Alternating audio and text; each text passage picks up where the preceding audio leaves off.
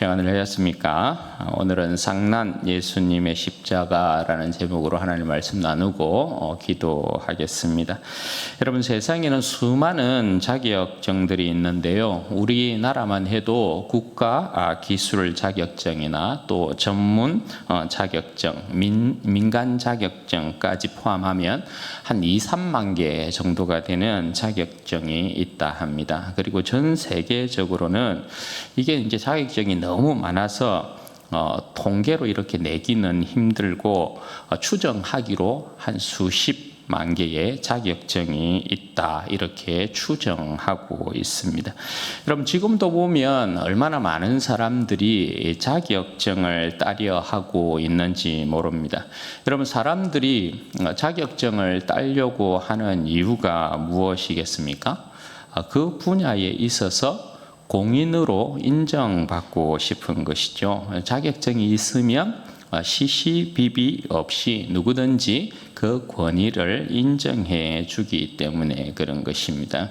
오늘 본문 내용도 그런 것인데요. 제사장직에 대해서 하나님께서 아론을 택하셔서 공인하시고 그 권위에 있어서 아무도 도전하지 못하도록 하고 계신 모습이에요.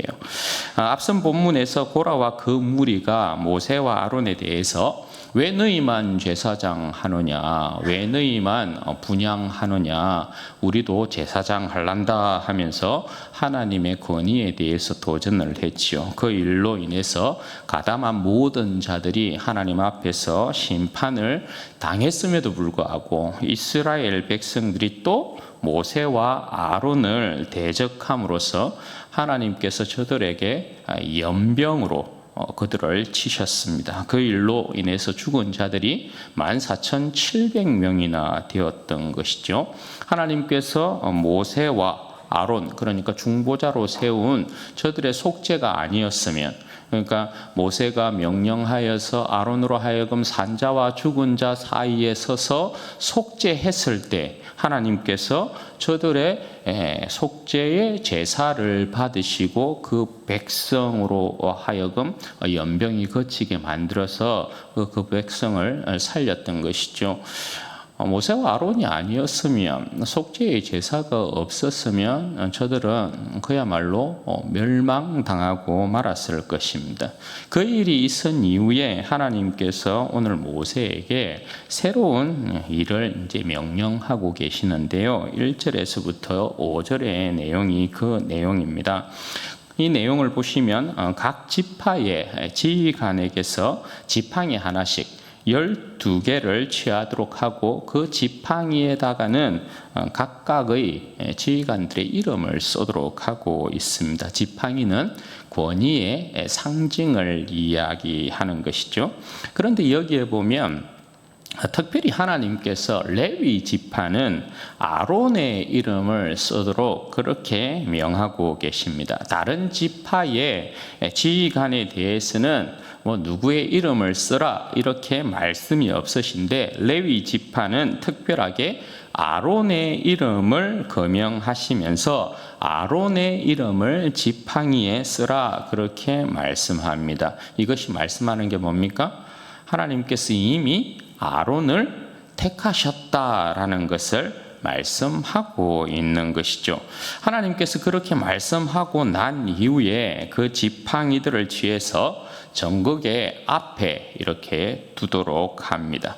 그리고 하나님께서 말씀하시기를 자신이 택한 자의 지팡이에는 싹이 날 것이다 말씀하시면서 이로써 이스라엘 백성이 자신에 대한 원망을 그치게 하겠다 그렇게 말씀합니다. 그러니까 이 일은 하나님께서 누굴 택하사 제사장을 삼으시고 그 권위를 인정하고 계신가에 대한 부분을 이야기하는 것입니다. 제사장직에 대한 시시비비에 대한 마침표를 여기서 짓고 싶은 것입니다. 하나님에 대한 원망을 그래서 거치도록 하게 만들겠다라는 것이에요. 모세가 하나님의 명령에 따라서 12개의 지팡이를 가져다가 전곡의 앞에 둡니다. 그리고 이튿날이 되어서 모세가 지성소 안으로 들어가 보는데 아론의 지팡이에만 움이 돋고 순이 나고 꽃이 피어서 살구 열매가 열려 있는 것입니다.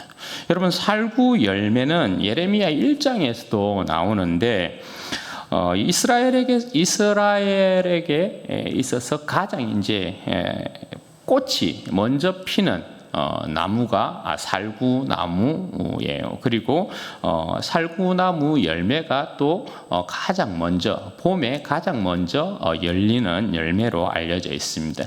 그러니까 여기서는 하나님께서 택하신 처음의 것으로서 거룩하다라는 의미를 담고 있는 것이 살구나무 열매라고 할 수 있겠습니다. 그 정도로 여러분 보시면 되겠어요. 그런데 여러분, 이 일이 명백하게 누구의 일이라는 것을 지금 보이고 계시는 것입니까? 이 일이 하나님께서 행하신 일이다라는 것을 명확하게 오늘 이스라엘 백성에게 보여주고 있는 거죠. 왜 그렇습니까? 지팡이 자체에는 생명이 없는 것이지 않습니까? 지팡이 자체는 생명이 없는 죽어 있는 것이라고 할 수 있어요. 그런데 죽음에서부터 생명을 일으키는 분은 하나님 아니고서는, 하나님의 능력이 아니고서는 결코 일어날 수 없는 일인 것이죠. 더욱이 여러분, 정거계 앞에서 이루어진 일이잖아요. 정거계는 그러니까 법궤예요. 법궤는 하나님의 임재의 상징을 이야기하는 것이죠. 따라서 하나님께서 행하신 일에 있어서 하나님께서 누굴 택하여서 거룩하게 하시고 제사장직을 주었느냐? 아론이라는 것입니다. 아론. 9절 말씀에 보시면 모세가 12개의 지팡이를 가져 나오고 각 지파의 이제 지휘관들이 자신의 이름이 새긴 지팡이를 백성들 앞에서 이제 들어 보였습니다. 그러니까 모든 백성들로 하여금 아론이란 이름이 쓰여 있는 지팡이에 꽃이 피고 열매가 맺힌 것을 보도록 하고 있는 것입니다.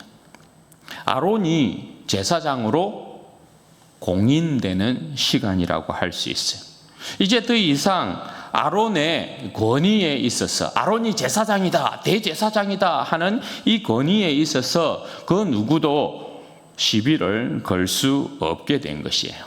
따라서 여러분 10절 말씀해 보면 하나님께서 어떻게 말씀하시냐 하면 여호와께서 또 모세에게 이르시되 아론의 지팡이는 정거계 앞으로 도로 가져다가 거기 간직하여 반역한 자의 대한 표징이 되게 하여 그들로 내게 대한 원망을 거치고 죽지 않게 할지니라, 그렇게 말씀합니다. 하나님께서 아론의 대제사장직에 대해서 더 이상 도전할 수 없도록 아론의 쌍난 지팡이는 어떻게 해요? 정거계 안에 이렇게 보존하도록 합니다. 영원한 표징으로, 그러니까 박제를 시킨 것이라고 할 수 있습니다. 왜요? 하나님은 아시거든요. 이스라엘 백성이 또 언제든지 이 백성은 원망하고 반역을 일으키기에 너무 충분한 백성이라는 걸 하나님께서 아시거든요. 그러니까 여러분, 어떤 때에 반역의 어떤 사건이 일어나면 어떻게 하겠다는 거예요, 하나님께서. 이 봐라, 지팡이를 또 보이시면서 아론이라는 이 지팡이에 싹이 나고 열매 맺었지. 요거 딱 보여주면 꼼짝 못하는 것이죠. 그래서 이스라엘 백성들로 하여금 원망과 반역으로 죽음을 맞고 있는 것입니다. 그러니까 여러분, 이 또한 하나님께서 이스라엘 백성을 사랑하고 계신 그 모습이라고 할 수 있습니다. 따라서 이제 모세가 그 명령대로 행하고 있는 것이죠. 여러분, 이제 이스라엘 백성들은 명확하게 알아야 해요. 하나님께서 택하신 자는 아론입니다. 하나님께서 아론을 택하시고 거룩하게 하시고 그를 가까이 두시고 제사장 직분을 행하게 하셨습니다. 이 말은 이제 아론을 통하지 않고서는 아무도 하나님 앞에 제사하러 나아갈 수 없다라는 것입니다. 이제 아론을 통하지 않고서는 그 누구도 제사함을 받을 수 없다라는 것입니다. 이제 아론을 통하지 않고서는 하나님 앞에 그 누구도 생명을 누릴 수 없다라는 것입니다. 왜냐하면 아론을 하나님께서 그 백성의 중재자, 중보자, 대제사장으로 이렇게 확정하여 세웠기 때문에 그런 것입니다. 오직 아론을 통해서만 하나님 앞에 나아갈 수 있는 것입니다. 오늘 본문의 내용은 그런 것입니다. 사랑하는 여러분, 하나님께서 오늘 우리를 위하여 택하시고 우리를 위하여 세우신 우리의 대제사장은 누구십니까? 하나님의 아들 예수 그리스도이십니다. 여러분, 베드로 사도가 일찍이 증거하기를 사도행전 4장 12절에서 이렇게 이야기했습니다. 다른 이로서는 구원을 얻을 수 없나니 천하 사람 중에 구원을 얻을 만한 다른 이름을 우리에게 주신 일이 없음이라. 우리는 오직 우리의 대제사장이신 예수 그리스도의 이름으로 하나님 앞에 나아가고 오직 우리의 대제사장이신 예수 그리스도의 이름으로 제사함을 받고 예수 그리스도의 이름으로 생명을 얻습니다. 주님께서 지신 나무 십자가에 싹이 나고 열매가 맺힌 것이라고 할 수 있죠. 여러분, 십자가를 보면 어떻습니까? 살아있는 나무가 아닙니다. 그죠? 잘려나간 나무예요. 생명을 주는 나무가 아니라 사람을 죽이는 흉터입니다. 그런데 여러분, 하나님께서 그 죽음의 나무에서 생명을 터뜨리셨습니다. 좌우에 달린 강도의 십자가를 하나님께서 택한 것이 아니고 주님의 십자가를 하나님께서 택하셨다라는 것입니다. 이것은 예수님과 그 십자가 외에는 달리 어떤 인생이든지 간에 하나님 앞으로 나아가서 생명을 얻을 수 없다라는 것을 말씀하고 있는 것이에요. 오직 주님께서 인생들의 생명을 살리기 위해서 택한 것은 주님의 십자가라는 것입니다. 예수님의 십자가라는 것입니다. 그럼에도 불구하고 우리에게 여러분 얼마나 많은 도전들이 있는지 몰라요. 하나님께서 우리의 생명을 위하여서 택하신 예수 그리스도와 십자가 그 권위에 도전하는 세상이 여러분들 얼마나 강한지 모른다라는 것이에요.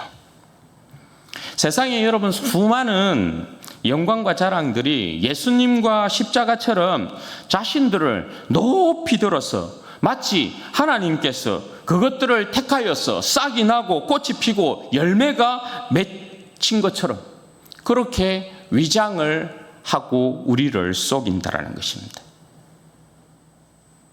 돈이 자신을 높이 들면서 하나님께서 마치 그것을 택한 것처럼 그 자신에게 생명이 있는 것처럼 뭇백성들을 유혹하고 파멸로 몰아가는 것이에요. 세상의 능력이 그렇고요.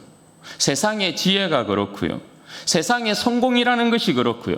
세상의 힘이라는 것이 그러하고요. 세상의 권세와 명예가 자신들을 주님의 십자가와 함께 어깨를 나란히 하면서 주의 백성들을 유혹한단 말입니다. 그러나 여러분, 돈으로 우리가 하나님 앞에 나아가고 돈으로 우리가 생명을 얻을 수 있습니까?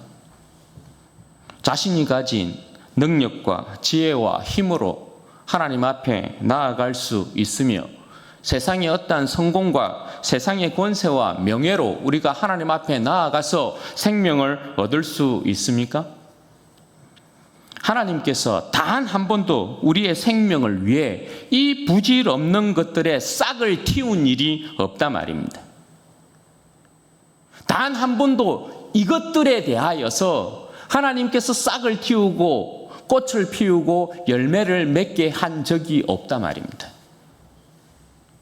그런데 우리는 속는 것입니다.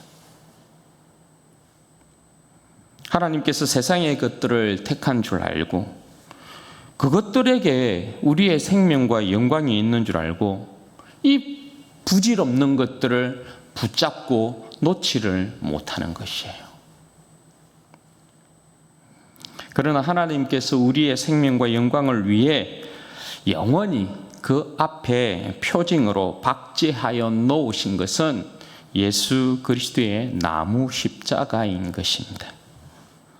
십자가에만 생명이 있다라는 것이에요. 예수 그리스도와 십자가를 부정하면 생명을 얻을 수 없어요. 그런데 여러분, 안타까운 것은 하나님의 권위에 도전하는 이러한 일들이 세상뿐만 아니라 사실은 하나님의 권위는 예수 그리스도와 십자가이거든요.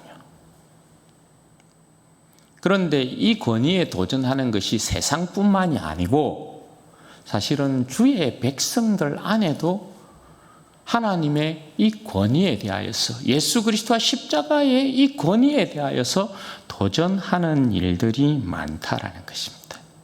어떻게 해요? 이 시대를 사는 주의 백성들이 이스라엘 백성들처럼 대놓고 예수님의 권위를 부정하거나 부인하는 것은 아니에요. 그런데 예수님이 지신 십자가, 예수님께서 가신 십자가의 길을 원치 않는다라는 것입니다. 그 모습이 여러분 어떻게 나타납니까? 십자가의 길을 거부하는 모습으로 나타나죠. 삶으로 부정하고 외면하는 모습으로 나타난다 말입니다. 우리는 그리스도를 따르는 자들이지만 실상은 우리의 삶에 주님으로 인하여서 받는 박해라든지 손해라든지 아픔이라든지 수고라든지 희생이라든지 낮아짐이라든지 수치라든지 모욕이라든지 이런 것을 우리는 절대 기뻐하지 않아요. 성경은 그렇게 이야기하거든요. 아까 우리가 찬양을 불렀지만 주를 위하여 핍박을 받는 것은 참 복된 일인데, 그죠? 그런데 사실 우리는 그런 일들을 원치 않거든요. 우리의 삶을 보면 우리가 고린도전서를 이렇게 이제 보면서도 살폈지만 우리의 삶은 주님이 걸어가신 그 길과 사도들이 본을 보인 모습하고는 굉장히 좀 동떨어져 있는 느낌들이 크죠.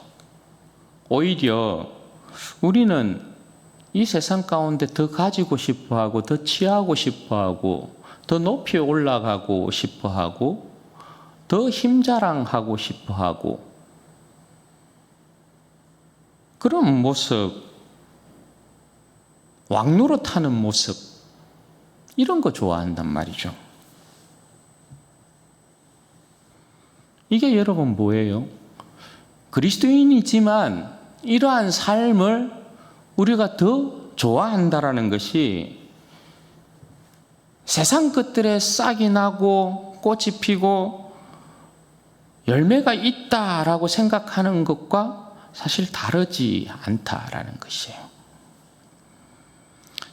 그리스도인이 주님의 길을 따라가지 아니하는 것은 사실 하나님의 권위에 대한 또 다른 도전인 것이거든요.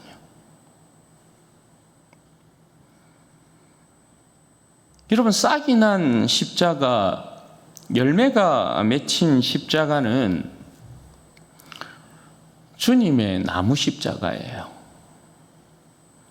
주님께서 금으로 장식된 십자가를 지지 않았어요. 주님께서 화려한 보석으로 장식된 십자가를 지지 않았단 말입니다. 무겁고 부끄럽고 아픈 나무 십자가를 지신 것이란 말입니다. 그런데 여러분 보십시오. 죽음의 형틀이었는데 그 마른 나무 막대기에서 일어난 일이 주님께서 채찍에 맞음으로 싹이 나고 주님께서 피 흘리심으로 꽃이 피고요. 주님께서 그곳에서 죽으심으로 부활의 열매가 맺혔다라는 사실이요. 여러분 이것이 복음이잖아요. 이것이 여러분 하나님의 능력이지 않습니까? 그런데 여러분 이와 같은 복음의 능력이, 하나님의 놀라운 능력이 우리 인생에게도 임하였다라는 사실이요. 여러분 마른 막대기와 같은 우리의 인생 가운데 일어난 여러분 기적이 뭡니까? 하나님께서 세상에서 마른 막대기와 같은 우리를 택하셔서 예수 그리스도의 생명을 불어 넣으신 것 아닙니까? 우리를 택하셔서 싹이 나고 꽃이 피고 열매가 맺는 왕 같은 제사장으로 우리를 택하시고 부르셨다라는 것이에요. 우리에게 이미 여러분 하나님의 생명의 능력이 나타나 있다라는 것이죠. 여러분 우리는 미련함 가운데, 우리는 약함 가운데, 우리는 천하고 멸시받고 없는 것 가운데 주님의 것으로 택함 받았어요. 그런 우리를 통하여서 하나님께서 무백성들을 구원하시고 하나님의 나라를 이루어 가시는 거예요. 그러니 여러분 너무 지혜로울 필요 없는 거예요. 너무 여러분 강해지려고 할 필요 없는 것이고, 너무 여러분 존귀해지려고, 너무 여러분 높아지려고, 너무 가지려고, 너무 부자 되려고 하지 않아도 된다는 거예요. 우리의 십자가를 금으로 보석으로 치장하지 않아도 된다 이 말입니다. 우리 함정이 이런 거거든요. 우리가 쉽게 빠지는 함정이 이런 거거든요. 우리는 계속해서 뭔가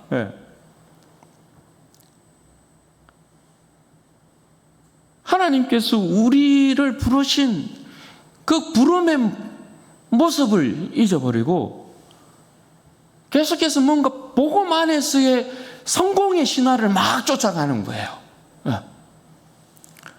예수를 믿으면 무조건 잘 돼야 된다는 거예요. 예수를 믿으면 무조건 성성장구해야 된다는 거예요. 여러분 이게 뭐예요? 이 탐욕의 복음이거든요. 예수를 믿으면 무조건 여러분 물론 질병에서 낫고 잘 되고 부자 되고 좋죠. 응? 그런데 그것 자체가 여러분 복음의 영광과 능력을 이야기하는 게 아니란 말입니다. 그건 여러분 자칫 잘못하면 탐욕의 복음에 빠지는 거예요. 그 화려함에 하나님께서 우리의 그 화려함에 꽃을 피우고 열매를 맺게 하는 것이 아니에요. 이미 하나님께서 우리를 부르신 부름의 모양이 우리는 그때 이미 어떤 모습이었다라는 거예요. 우리는 이미 그때 미련했다라는 거예요. 그때 약했다라는 거예요. 그때 천하고 무능했다라는 거예요. 그런 우리를 불러서 마른 막대기와 같은 우리를 불러서 예수의 생명을 거기에다가 심어놓고 있는 자들을, 지혜 있는 자들을, 강한 자들을 부끄럽게 만드는 복음의 능력을 거기에서 드러내게 했단 말이에요.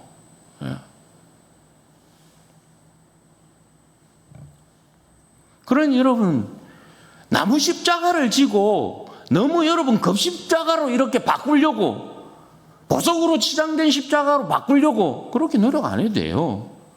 그냥 우리의 있는 모습 그대로, 그죠? 있는 모습 그대로.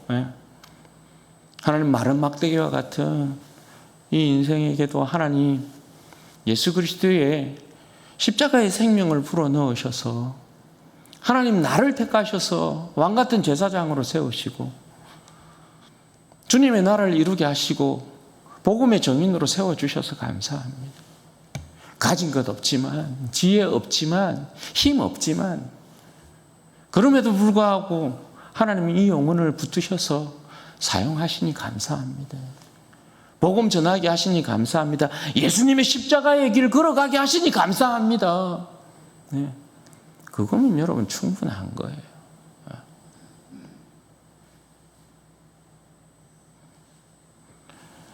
여러분, 하나님께서 아론의 지팡이에 싹이 나게 하신 것은 단순한 기적이 아니죠. 누가 하나님 앞에 나아갈 수 있는지, 누가 생명의 길인지를 분명히 보이신 사건이에요. 그리고 그 표징은 오늘 우리에게 예수 그리스도의 십자가로 완성되어 나타났어요. 죽음의 상징인 나무에서 생명이 터져 나오는 것, 그것이 바로 쌍난 십자가의 비밀인 것이란 말이죠. 여러분, 세상의 것에는 결코 생명이 없어요.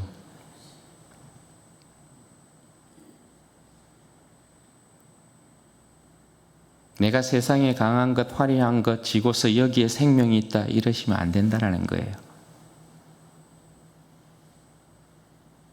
아무리 화려해 보여도, 힘이 있어 보여도 거기에는 하나님께서 주시는 생명의 열매가 없습니다. 오직 예수 그리스도의 십자가만이 죽음을 생명으로 바꾸는 하나님의 능력입니다. 십자가의 길, 십자가의 자리, 십자가의 길에서만 생명의 열매가 열려요. 그러므로 사랑하는 여러분, 세상의 화려함 따라가지 말고, 세상의 화려함 추구하지 말고 그리스도의 십자가를 붙드시기를 바랍니다. 십자가의 길을 걷는 왕 같은 제사장이 되어야 합니다. 십자가의 길이 좁고 외롭고 손해보는 길처럼 보여도 그 길이 하나님께서 싹을 틔우는 자리입니다. 그 길에서 우리의 옛 사람이 죽어질 때 그 자리에서 비로소 생명의 싹이 나고 그 자리에서 부활의 열매가 맺히게 됩니다. 여러분, 하나님께서 왜 이 세상 가운데에서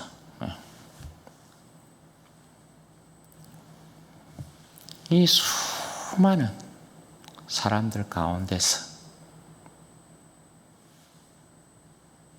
잘나지도 못한, 가지지도 못한, 지혜롭지도 못한 내 인생을 먼저 불러서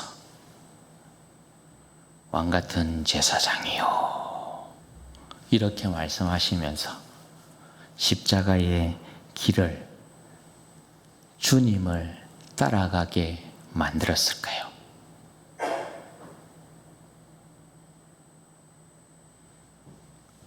하나님께서 예수 그리스도 안에서 우리를 먼저 택하셔서 그의 나라를 이루시기를 기뻐하셨다라는 사실, 여러분 꼭 기억하시고, 바라기는 우리 모든 성도들이 우리의 삶 속에서 예수 그리스도의 쌍난 십자가를 붙들고 그 길을 끝까지 걸어감으로 말미암아서 우리의 인생에도 풍성한 주님의 풍성한 복된 열매들이 가득가득 맺혀서 우리 하나님 앞에 영광 돌리는 복음의 제사장으로서 부족함이 없는 우리 모두가 되기를 주님의 이름으로 축원드립니다. 아멘.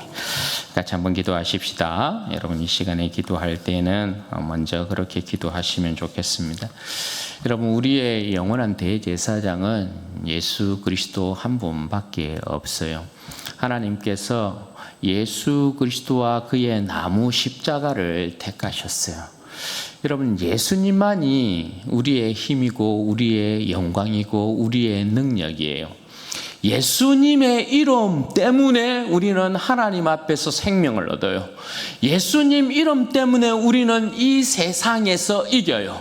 예수님 이름으로 우리는 죄와 사망의 권세에서 자유하는 하나님의 자녀로 살 수 있어요. 그러므로 이 시간에는 먼저 기도할 때 하나님, 제 인생으로 하여금 하나님께서 내 인생을 위하여 세우신 대제사장이신 예수 그리스도 한 분만을 기뻐하고 절구하고 내 주님을 더욱더 뜨겁게 사랑하는 인생으로 이 땅을 살아가는 복된 인생이 될 수 있도록 도와주옵소서. 예수 그리스도 한 분 외에는 이 세상의 그 어떠한 화려한 것에 이 세상의 그 어떤 영광에 내 눈을 돌리지 말게 하여 주시고 오직 주님만 바라보는 십자가만 붙드는 인생 되게 하여 주옵소서. 우리 주여 한번 부르짖고 기도하십시다. 주여